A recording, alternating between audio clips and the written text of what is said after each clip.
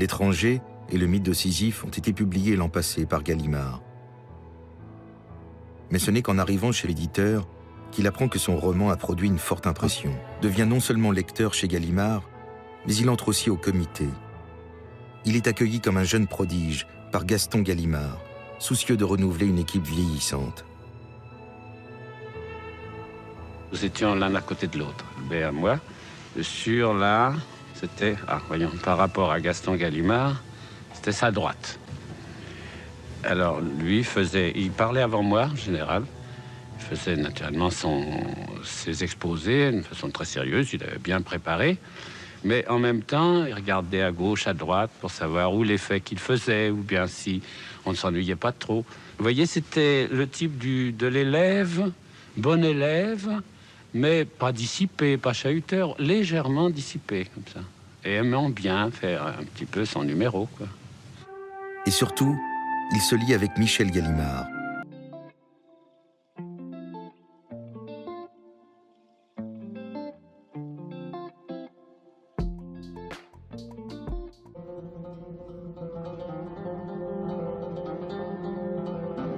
Dans la collection Les Essais de la librairie Gallimard paraît un nouveau livre d'Albert Camus, L'été. Ce livre est un recueil de textes composé de 1939 à 1953. Mais ces textes ont une unité et Albert Camus lui-même estime que ce livre peut être considéré comme ou bien une suite de Noces ou tout au moins comme dans la lignée de Noces. Et je vais lui demander tout de suite quel est le lien qu'il trouve entre tous les textes qu'il a réunis dans L'été. Et ce lien est celui-là même qui réunit les textes de Noces, justement. Tous les textes de ces secondes noces sont consacrés à la nature et en particulier à la nature méditerranéenne. Et c'est un genre, en somme, où j'ai commencé à la suite de Jean Grenier qui m'a influencé, je dois dire, dans le choix de ce genre. Dans les textes qui datent de 1939, il m'a semblé sentir des résonances ou des influences qui se perdent ensuite dans ce que vous avez écrit, Albert Camus.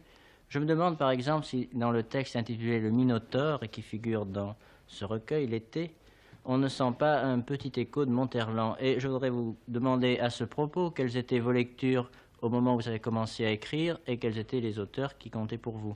Pendant ma jeunesse, j'ai beaucoup admiré un certain nombre d'écrivains, et pour des raisons d'ailleurs différentes, comme Gide, comme Malraux, comme Monterland.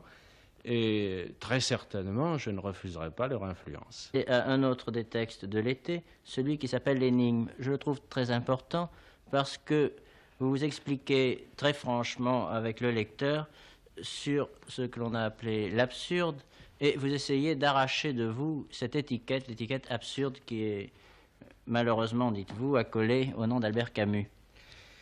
Eh bien, naturellement, après 20 ans d'exercice d'un métier, il arrive souvent, surtout en littérature, qu'on se sente un peu écrasé sous le poids non seulement de ce qu'on a écrit, mais de l'interprétation qu'on fait de ce que vous avez écrit. Alors, naturellement, j'ai essayé de me débattre. D'où l'énigme où, en effet, j'essaie d'expliquer que, en somme, pas si absurde que ça, n'est-ce pas ? Et enfin, je voudrais dire un mot de La mer au plus près, qui est le dernier texte de L'été et qui est le plus lyrique. Dans ce texte, La mer, j'ai essayé de mettre certaines tendances, certains goûts, certaines